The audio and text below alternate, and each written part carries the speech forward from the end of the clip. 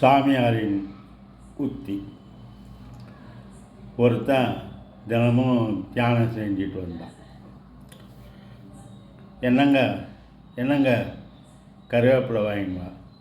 Sir இதே தொல்லையாக போச்சுப்பா அப்படின்ட்டு தியானத்தினுடைய பெருமையும் அருமையும் மனைவிக்கு உணர்த்த ஒரு சாமியார்கிட்ட கூட்டிகிட்டு போனோம். சாமியாருடனே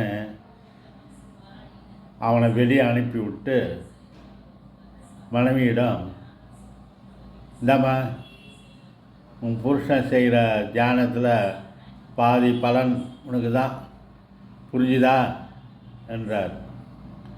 மறுநாள் முதல் கருவேப்பிலை வாங்கணும் தொல்லையே போச்சு. நன்றி, வணக்கம்.